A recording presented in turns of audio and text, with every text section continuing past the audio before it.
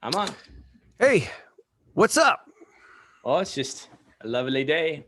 It is. It's a another OTXNT. We're doing it today. Got a busy weekend coming up, so we'll drop it now. Well, we're recording now, so going to be talking today about the question of remarriage because we've dealt with divorce for and marriage stuff for a while, but this is the big question, right? Is when and should I get remarried if there's been a divorce? And where does the Bible see that as permissible? And it's a big question. This is the one that I think we wanted to do the groundwork before we got here so that if someone thinks that we are rushing to judgment, they can look at the previous videos. But a lot to cover. You want to just jump into the prayer and then go for it? Just pray, man. Let's pray. All right. Lord, give us wisdom. Our Father, who art in heaven, hallowed be thy name. Thy kingdom come, thy will be done on earth as it is in heaven. Give us this day our daily bread and forgive us our trespasses as we forgive those who trespass against us. And lead us not into temptation, but deliver us from evil. For thine is the kingdom and the power and the glory forever and ever. Amen. Amen. All right. So question of how we should start this. Where should we do it in order in the canon on the remarriage piece? Start with Deuteronomy, go to Matthew, and then go to Paul? Or do you want to stay with Paul and then work backwards? You are the New Testament guy. What do you want to do? I think that looking at the Old Testament will give us some backdrop to Jesus. One of the things I've wanted to avoid is getting into the rabbinic debate as grounds for the only way to understand Jesus, because that goes against our sufficiency of Scripture discussion. Yeah. So I don't think we spent a ton of time on the Old Testament. So why don't we cover some of those verses and then bring that to the question? So, I mean, if we're going to go there, we got to deal with, essentially, you got to deal with what Jesus is dealing with, which is Deuteronomy 24. And so Deuteronomy 24 verses 1-5 says, when a man takes a wife, marries her, and it happens that she finds no favor in his eyes because he has found some indecency in her, and writes a certificate of divorce and puts it in her hands and sends her out from his home, and she leaves his house and goes and becomes another man's wife. If the latter husband turns against her and writes a certificate of divorce and puts it in her hand and sends her out of his house, or later the husband dies who took her to be his wife, then the former husband who sent her away is not allowed to take her again to be his wife, since she has been defiled. So that's an abomination before the Lord. You shall not bring sin on the land which the Lord your God gives you as an inheritance. When a man takes a new wife, he shall not go out with the army. So you go on like that. So Here's the deal. The big question is this. What is the meaning of the word indecency in verse 1, that she has been permitted to, that they've been permitting, Moses permits them to bring a divorce, right? Because that's debated in circles. When you look into that, it talks about uncovering nakedness. And so when I read this, and the way I've interpreted, especially when I preached it, is this is right on in line with exactly what Jesus teaches in Matthew 5, which is that I think what Moses has in mind here is adultery, is that there's been unfaithfulness, and that's when he writes her that certificate and sends her out. And of course, what this passage is also teaching is, okay, so divorce is permissible in adultery, and it's also teaching that if she remarries, you can't be reconciled back to her. Once she's gone and married somebody else, it's over. And so if that were ever on the mind, oh, I want her back, I miss her. If she's gone out and married somebody else, you can't do that again. So I think it teaches on really the way marriage should be. But I also think it's right there that the word indecency, I think, is probably the way that we try to understand in the New Testament what porneia was, of that understanding. This is the same kind of it's unfaithfulness. It's something that breaks that marital bond. Right. And I would agree with that. And I think for the discussion of remarriage, one of the key things here is that the assumption of a qualified divorce is that permits a remarriage, that the husband's going to give a certificate and he can then remarry. And then she has a certificate. And what does that prove is that she's not wandering, abandoning her husband, but also she has the right to remarry. Yeah. Because she's got evidence that she is freed up from that marriage. And so Jesus knows those assumptions, and that is worth recognizing when he addresses it. I wrote down several other Old Testament passages here too. You've got the Deuteronomy 22:13 passage where there is an accusation that a husband married a woman and accuses her of having not been a virgin when they got married. This is an interesting porneia definition. And so if it turns out that that's true, he can divorce her. And if it turns out it's not true, he can never divorce her in the future. And so he forfeits divorce rights. Because he brought this accusation against this poor woman, you know. Right. If she can somehow demonstrate evidence, then they're married, and now his other accusations won't be held. And so if divorce for other reasons existed beyond porneia, they no longer exist in this context, which does mean that maybe this is an adulterous type situation, the word. And just to clarify, this passage is imagining a scenario where there's been unfaithfulness in a betrothal period, it seems. Not that there's somebody who has had a sexual past, because there's also, granted, that's probably not as super common at that time as it is today, living post-sexual revolution in the United States. But but even in the Old Testament, there are provisions. For instance, you'll see, like, if a man has stolen someone's virginity, that she's not obligated to go to be with them, but like the dad has to like acquire some damages from the guy, because what he's done is he's created a huge problem, because what can be said is an accusation can be made. So that has to be fixed, because you can't just do that. And so that's all tied in that cultural piece of somebody. So what they have in mind, though, is the idea of unfaithfulness prior to the wedding, it seems. Right. And he finds out about it and wasn't disclosed before. And perhaps that's the evidence that she could provide, is that this was known before we got married and he consented. But again, his accusation now is not going to be heard in the future, even if she perhaps does have an affair later on. He cannot divorce her. Of course, adultery in this context is punishable by death, so that's a little different. We also have the woman who is raped, who the solution is, okay, we can get you married, and you can take care of her. This is, again, Deuteronomy 32. Without original offense, divorce rights are still assumed. So we have these contexts where these terrible things are happening, but the idea is, if there is false accusation, or if his accusation turned out to be true, he could divorce her. So the assumption then is that remarriage would take place. We have that weird passage in Exodus 21 with polygamy. I don't think this applies, but it's used, where if a man takes a second wife, he can't reduce his food, clothing, or conjugal rights to his other wife. That means that marriage has assumptions, though, of providing food, clothing, and conjugal rights to your wife. Yeah. So some people will say, well, that's grounds for divorce then, if you're not providing any of those things, which would go to the abandonment question in Corinthians. And then I guess just one more section here would be the Hagar story. This is viewed by some as God ordering a divorce of Hagar because of Sarah's frustration with her. And so that is an interesting situation. Certainly they did not come back together.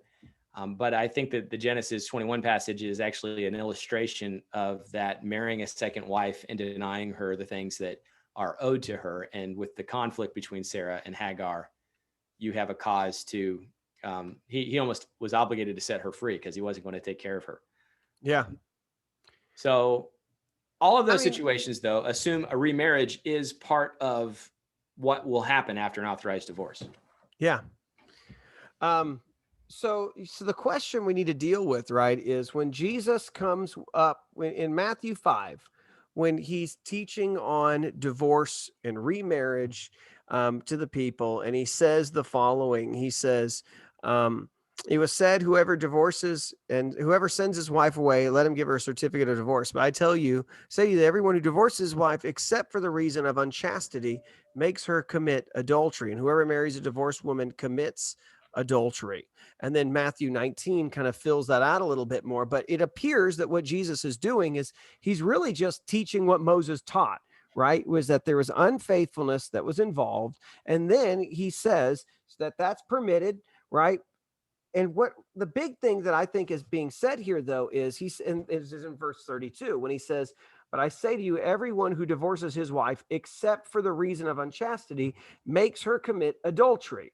Meaning that if you divorce somebody and there's not been unfaithfulness on her part, then when she remarries, she's effectively committing adultery, because that should never have been broken, right? That relationship should not have been. And then he says, and if you remarry a divorced woman, then you commit adultery too. And so I think what Jesus is essentially saying is there's two strikes, right? So two strikes. Strike number one is you've now forced this poor woman to commit adultery, because it was a divorce that was never permitted, should never have been done. And then number two, you have become an adulterer because you've now gone sought somebody else out too. But with that being said, there is the understanding that if it's done, if there's a certificate, she should be allowed to remarry, or he should be allowed to remarry without any issues, because adultery has broken that marriage apart. So that's how I take Matthew 5, and I think that's what's being said in Matthew 19. Well, and I think it's worth also just clarifying that divorce is not mandated in the case of adultery. Yeah. And so You're right. This is where a lot of people will assume that, well, I sexual relationships happen, therefore God sees us as married. That's not true, because the Old Testament passages assume that, again, you've got to actually have some sort of marriage. There's the father can consent to allowing his daughter to marry someone who's slept with his daughter or not. And so that adultery that takes place is caused to break it, but you still don't have to break it. Yeah. It's just, you could be consented. And so if you do divorce, though, the assumption is through remarriage of one or the other, adultery will take place, because you're going to officially tear the union, both covenantally and physically. And so that, I think, can get lost sometimes, because I have dealt with folks in my congregation or visitors of church who don't see any need to actually have a covenantal marriage through the church or register their marriage with the state, because it basically is reduced to sex, and that's not a biblical view of marriage. No. Also with so I just going to jump to Mark real quick. When he responds in Mark, Jesus says to them, "Because of the hardness of your hearts, Moses wrote this commandment. But from the beginning of creation, God made them female and male. For this reason, man shall leave his father and mother." So it's leaving your household, and and the two shall become one flesh. So we're joining together, and that is also a cleaving, a covenantal union between you and your wife. And they're no longer two, but one. Therefore, what God has joined together, let no man separate. So we do have this idea that this is why there's going to be an adultery. God has seen this as a unified whole. And if someone divorces his wife, he's going to make her an adulteress. Now, if it's for the cause of adultery, she's already done that. And so that's why I see the divorce being permissible. I think one of the things to keep in mind, I think we've said this in the previous videos, Matthew 5, right after Jesus talks, is he goes into the thing on vows.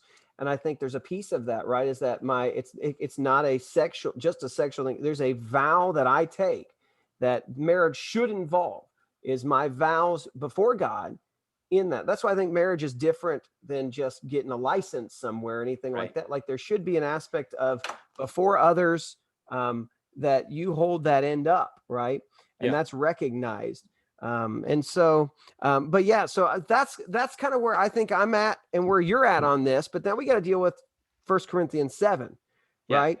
So just to summarize, we both kind of agree that if adultery is the cause of divorce, that remarriage is permissible, and yet still sad, still breaks God's heart, and he would still, I think, hope for reconciliation. Yes, absolutely. If we already want to bring this over, Deuteronomy seems to make it clear, though, that, we'll jump. I'll wait because we're going to talk about remaining single on that. But yeah, that's where I'm at exactly. I think you're permitted for remarriage if adultery has taken place in a marriage. And if not, And if not, then I think you got to look at what Paul says. And I think Paul makes it pretty clear that, and I think what Jesus makes it pretty clear in 19 too, is you got to just you stay put. Right. So let's look at 7, because this is the big one, man, because I've had people ask too, because, and I don't know if you've seen it too, but COVID has seemed to put a lot of marriages in a pressure cooker and just rip them. And COVID's not the one who did it. Satan is destroying marriages by using that. But you think about the marriages that are the people who are left picking up the pieces are asking the question: am I permitted to get remarried at the end of this? Yeah. And there's a part of me that would love to just say, "Nah, man, I know that he did you wrong, she did you wrong," but without the reasons of Matthew 5 or Matthew 19, we really need to go look at, I think, 1 Corinthians 7 before I can tell you how I feel it should be versus what does the text actually say. So let's look at that. Where do you want to start in 7? So I'm going to get started at verse 8, because that's the question is who are the unmarried in verse 8. I say to you, the unmarried, and to widows, that it is good for them to remain even as I, which is single. But if they do not have self-control, let them marry, for it is better to marry than burn with passion.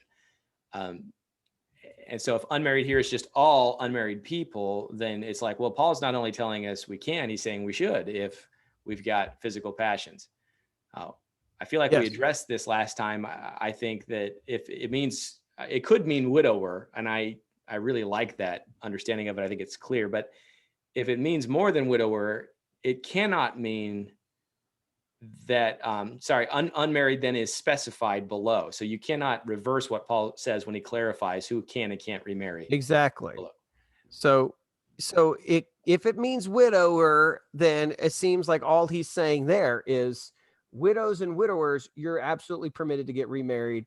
And I would say that too, like, especially for a widow and a widower, you've had that person taken away from you.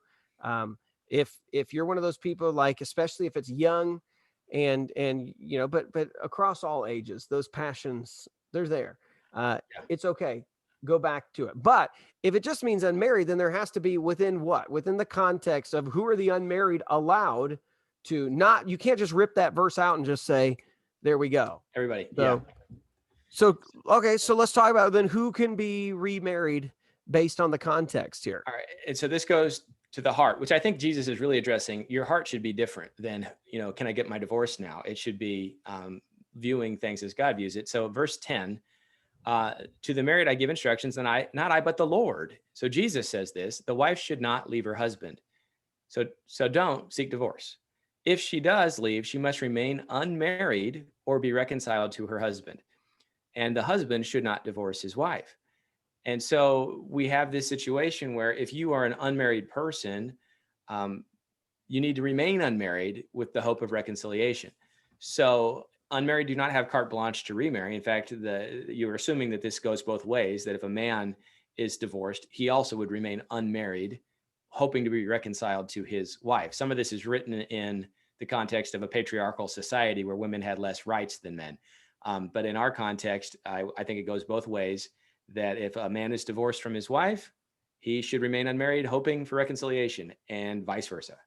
Yeah, I think that's pretty clear. The goal is, if you get divorced, and it's going to happen if it happens, and that appears to me, right, that's outside of it's outside of what was permitted. Just, okay, remain unmarried, but don't get remarried, which also skips the step of like committing adult. You're not remarrying anybody. You're not fooling around with anybody. You're committing to say, I'm going to remain single, or I will try to be reconciled with my spouse. So if I'm married to the Proverbs lady that is like water torture, the constant dripping, and I can't stand it anymore, and I get divorced, and the cause for my divorce was no cause in the state of Arizona, no fault divorce, I cannot remarry. One, as a Christian, I'm ordered not to do that divorce. So that's the first thing. I cannot get divorced. I have no legal grounds for divorce biblically. No Christian grounds. But if I did it anyway, I have no grounds for remarriage, because I am ordered to remain unmarried with the hope of reconciling with my wife. Yeah. And that's me being the actor on the divorce. If I'm the receiver on the divorce, which is out of my hands, perhaps, I still need to remain unmarried with the hopes that I could be reconciled to my wife. Yeah. So then the question is, then let's do it now. Let's bring up the scenario of Deuteronomy 24, right? Which is, woman gets kicked out. She's committed adultery. She's got her certificate. She marries somebody else. She can't come back to him. It's over. Reconciliation is not possible. But that document does assume that there might be reconciliation, that he might want that. But it says it's too late if she's already married somebody else. So I guess the big question is, if that person leaves you, if that person has walked off on you and then remarried somebody else, are you permitted to remarry? I would say that takes us back to Jesus, where I have now been either made an adulterer or the wife has been made an adulteress, because he's gone to another woman. And so the covenantal break took place by us filing divorce. But the intimacy, the union that does occur sexually, because this is a physical action that seals a covenant exchange. I am yours, you are mine, we are one. And so it's fully broken now through someone going and remarrying. Now I feel like, okay, I have already been made an adulterer. It's over.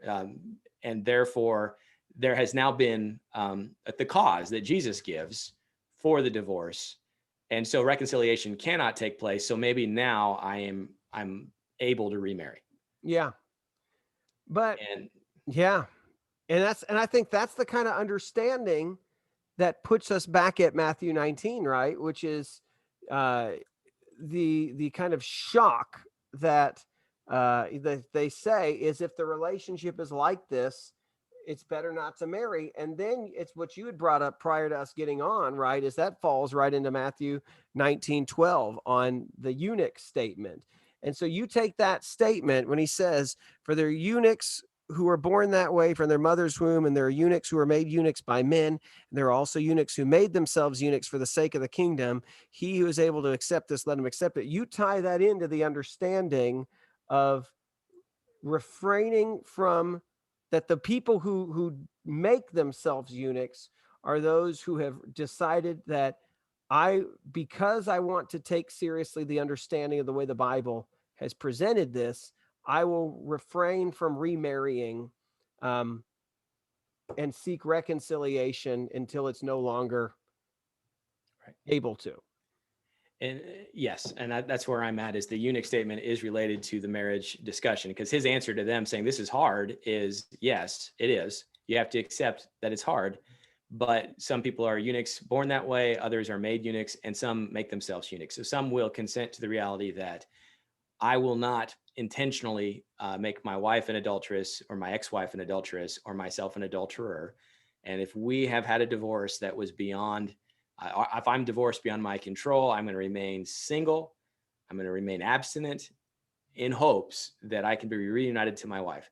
But Moses is not reversed here. If my wife marries someone else, and then that guy dies and she wants to come back to me and I've remained single, I cannot remarry her, because she has been defiled, at least for me, that we have been torn apart. And that cannot be reconciled according to Moses. And Jesus doesn't undo that. And so in my mindset, that means that I'm freed from that commitment if she remarries someone else. She's made me an adulterer at that point. If she remarries, or if somebody, or as you get thrown finally into the widower camp, I would assume too. Right. That you're no longer bound if she's gone, right? Right. Yeah. And that's the end of 1 Corinthians, right? So the very end of the chapter, he comes back. A wife is bound as long as her husband lives, but if her husband is dead, she's free to be married to whom she wishes, only in the Lord. And there's another video we could make. That's another one for sure.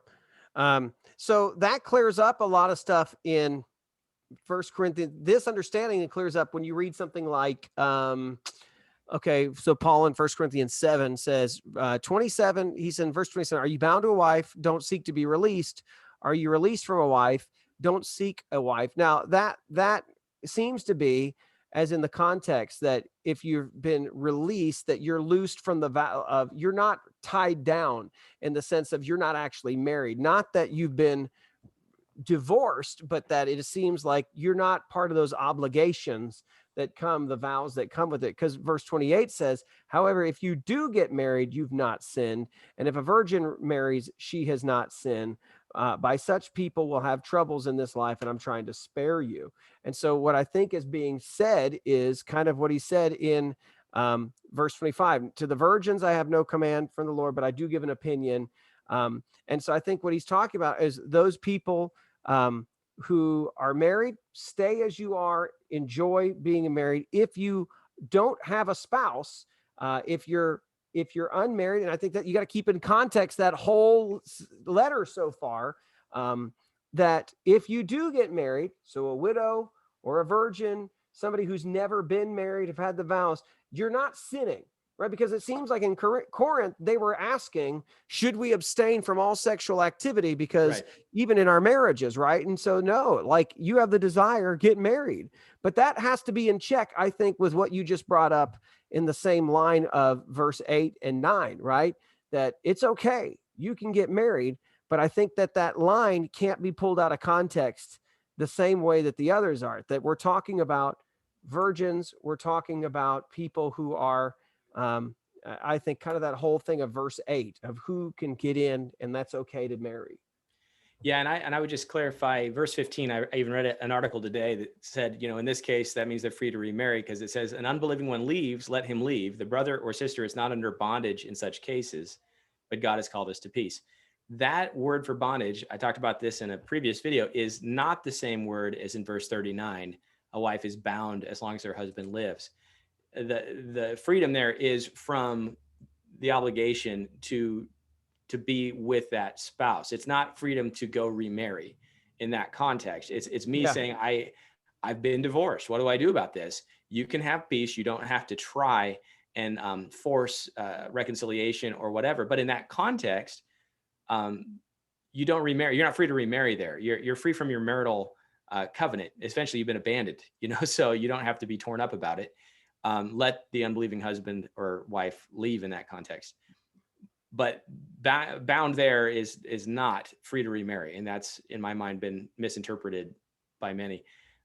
Paul tells us when you're free to remarry, and Jesus does as well, I think. They generally don't speak highly of remarriage following divorce anyway. But the whole attitude should be, a Christian should try very much to maintain their marriage. Yeah. And even if there has been an adultery, you're not obligated to divorce, but Jesus will consent that you can get it there. And my view is, then if the marriage bond is fully broken through an actual divorce and a breaking of the physical vows and adultery has taken place, then remarriage is permissible. So just a couple practical points to consider then too, which is, if you are watching or listening and you have been remarried after a divorce, not for the biblical reasons, just to clarify, first thing is this is not the unforgivable sin. Right. Second off, if you've never given that to the Lord, if you've never walked through and thought that this was sin, the way that this divorce took place and even the remarriage, then you need to have that conversation with God. But thirdly, you need to understand that now that you are remarried, you are not to go back and try to reseek reconciliation with that spouse. What's done is done. It's over. And I think what you've done is, once you've dealt with it with the Lord, you leave it alone and you begin to now say, okay, well, how do I do something different in this marriage? So, if you've already hit that point, move on, give it up to God, but now look at, how do I make this marriage work? How do I live for the Lord in this marriage? But make sure you've dealt with how that all took place and what has happened, and make sure you've had that conversation with God over that all. Anything else you'd add to that? Yeah, if you are either presently divorced or considering divorce, and it's not for cause of adultery, the last thing you need to do is start thinking of plan B. Who's my next wife? Who's my next spouse? I'm free to hit the dating scene again. Absolutely not. Your goal is that God would change your heart and your spouse's heart, and that reconciliation could take place, because your marriage is a picture of God's love to the world. And one of the greatest testimonies a married couple have is their marriage. It is pointing to the wholeness of God and His covenant to man. And so the world is always saying, "Well, who's your next option?" One. Hopefully your first option is your next option. Hopefully this tearing asunder can be healed, and the world is typically pushing you as far away from that as possible. So if you're a Christian, don't divorce. And if you find yourself divorced, recognize that unless it's for the grounds given in the Bible, that you need to pursue singleness and pursue a wholeness in God, with the hope that that could be reversed. Hey, well, hey, good stuff, man. Lot that we need to work through. I know it's a tough topic because the stats are of where we're at in divorce in our culture anyways. But I do think it's one that's needed because there are people who are asking, what Yeah. about plan B? And I think, well, let's go like this. And really this study has opened my eyes because there's a lot of implications too about, as a pastor, my role in remarrying people too. Is Yes. my conscience is bound to what the text has said. And so that makes you going to have to draw a line in the sand and say, I can't, because I won't, because this is what I believe. Right. So it's having to work through this has really pulled me and Yeah. stretched me in this for sure, because it's, once again, this is another one of those topics that we've just kind of been passed down. Here's how you do it. This is when it's permissible, that kind of a thing. And when you actually start looking into the text, you realize I need to reevaluate what I've been passed down. I need to evaluate what I just kind of took for granted and understood. So yeah, this is good stuff, man. It's hard. It's definitely, I mean, it brings you to the same point. If the relationship of a man with his wife is like this, it's better not to marry. Yeah. That's the point is In some cases, tough. it's absolutely true, right? Yeah. That's some people are going to have a hard lot because of the way the marriage didn't turn out like they Yeah. would have. And Jesus says, it's tough to accept. But again, we also know it's a blessing from the Lord. Marriage is wonderful. It's a beautiful picture. So there's great value in marriage. But yeah, this has stretched me a lot. I've moved back and forth a number of times in this, and until we brought all the passages together, I kind of, I've evolved a little bit on this, but I not so much. I think I landed about where I was, but I've got a much better grounding, I think. So I hope this is a valuable series for people. For sure. At some point, I think I want to deal with the singleness piece, right? I think that's another topic that kind of goes with this, is to kind of close it all up, is what about being single, right? So obviously the piece of remarriage should remain single, but what about those who have never married and want to, who aren't, and what is the view of them? And so I think we should deal with singleness as it's presented in the Bible as well, because it's not weirdness. It's not different. There's a calling, there's a gifting that comes with that we should talk about, and recognize that if God has given you that, God's given you that. And you're, that's just a different path that God has placed for you. And so how do we discuss that? How do we recognize that that's also a valid option? And I guess, the reality is, if we really did this right as a church, there would probably be a lot more single church people at the end of the day, if we're trying to go right by what the text says too. But singleness, I think, should be dealt with, because we need to talk about it, because I think there's a lot of either misconceptions. I don't think God has wired everybody for marriage, or has the plan that marriage be part of their plan. And so how do you sift through that? How do you work through that, for sure? Yeah, I think it's a good one to follow. And of course, we've got a whole host. And if you've got any questions or things you'd like us to cover, please leave us a comment and take some time maybe to like this video or rate this podcast, share this. If you'll share this, that'll really help get the word out. And if it's the kind of working through scripture that you appreciate, we would appreciate it if you would let your friends know. And if you're ever in Tucson, come to North Swan Baptist Church, go visit Andrew, and just take him to lunch after church. He would love that.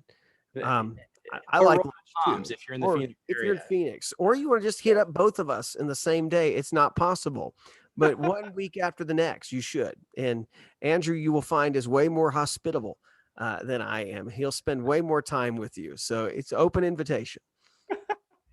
All right, let's close this out. You ready? All right, I'm ready. All right. May the Lord bless you and protect you. May the Lord make his face shine on you and be gracious to you. May the Lord look with favor on you and give you peace. Thanks for watching. Amen. Talk to you guys later. Andrew, this is fun. Take care. Take care. Bye. All right.